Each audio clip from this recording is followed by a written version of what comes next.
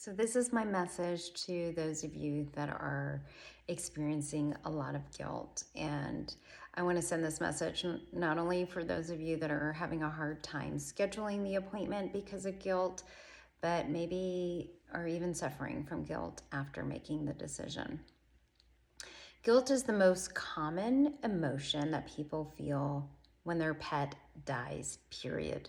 I used to be part of a pet grief support group. I was the veterinary expert, and there was a wonderful hospice bereavement counselor who led the group, and I learned so much from her.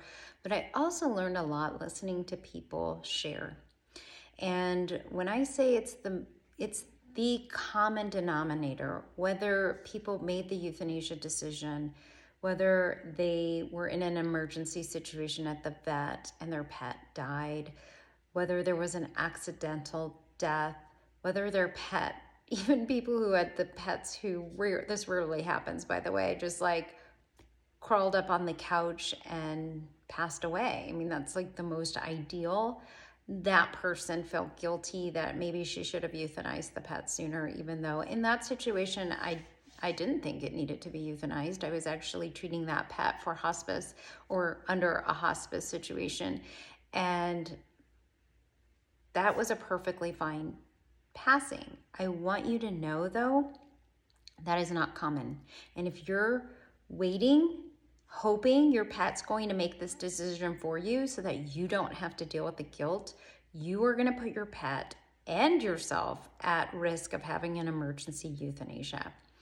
I also know this because after 20 years of being in service, I've seen many people legitimately waiting for their pet to pass on its own and then calling me after weeks.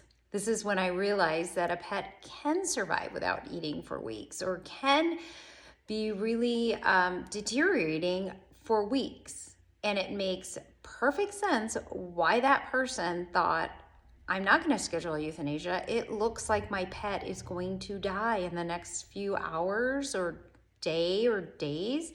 And they felt like it was okay to wait and let their pet pass naturally. They only called me when that didn't happen, which helped me realize that that doesn't often happen. So please do not plan on that. It's more likely that you're going to get into an emergency, or your pet is not going to just get more and more tired until they pass away. They're going to become distressed. A distressed pet is going to be really anxious, going to maybe have a difficult time breathing. They're going to just look uncomfortable. They may pace. It's very distressing to also watch. And then that's usually when I'm called in. So we want to prevent all of that. And that's what euthanasia is. It's preventing suffering. Now, when we're preventing our pet suffering, we're inviting our personal emotional suffering. And it's something we need to talk about, because thinking that we're putting off our emotional suffering, thought of losing our pet can be so painful that we don't want to face it, causes our pet to suffer more. And I know that's not really what you want, but maybe you're not thinking about that. Maybe you're just so clouded with the idea of, I cannot handle losing this pet right now. Now, whether you can or can't, and the truth is, you are going to be able to. It's not going to be easy. Putting it off isn't going to change. The longer you put off dealing with the pain of the loss of your pet doesn't make that pain any easier, but does make the pain your pet is experiencing worse.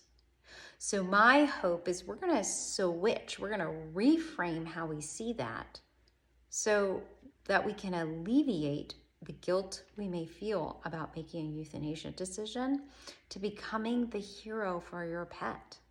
Making the euthanasia decision is rescuing your pet from experiencing extreme suffering that is almost guaranteed at the end. And a lot of times we may not realize, most of the time, my clients do not realize how much their pets are suffering. When I got out of school in 2003, believe it or not, pain medication was optional. When you were given an estimate for your pet to have surgery, pain medication was an optional line item. And we were still not sure.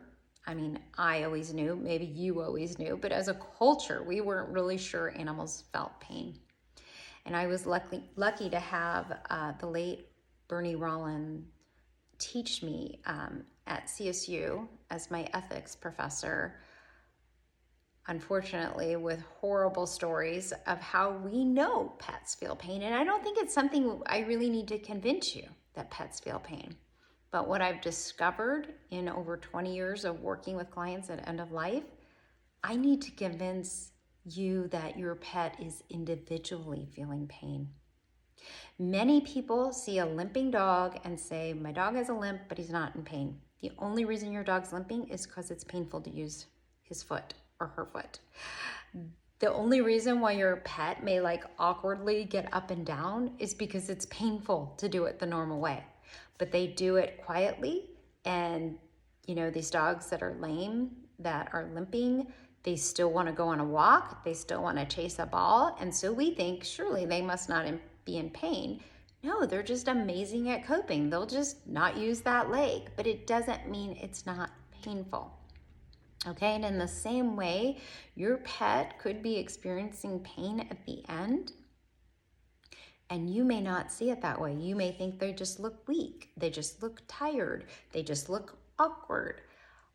So it's really important to know that your pet is probably experiencing pain, definitely experiencing pain if they've been diagnosed with something painful like cancer.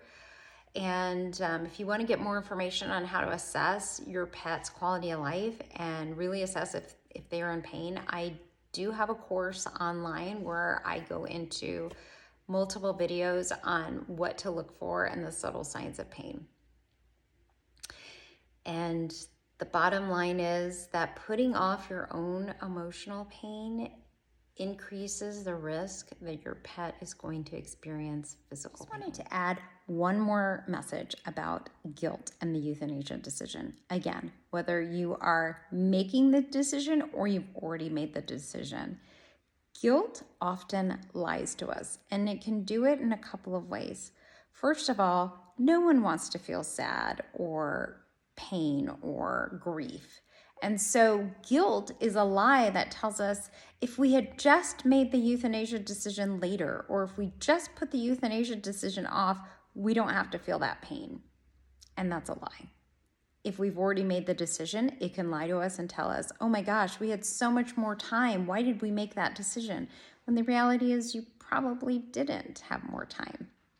I know for myself, the first time I made the euthanasia decision for my own cat, I was already a veterinarian at the time, and afterward, I started second guessing myself. Did I do it too soon? I even started thinking, was it just convenient for me? It was a cat who had kidney failure, and I don't even know why I would think it was convenient for me, but that's what I questioned myself. And then I found a photo of him at Christmas. I did his euthanasia in June. So 6 months prior to his euthanasia, I saw a picture of him and he was skin and bones. And I thought, oh my gosh, that was just an illusion. I was playing with myself thinking maybe he was better than I thought. No, he wasn't. So I want you to know that don't trust guilt. It's usually there to try to protect us in some way. We really need to use the facts. And again, the course I created online is a great reality check if you need that.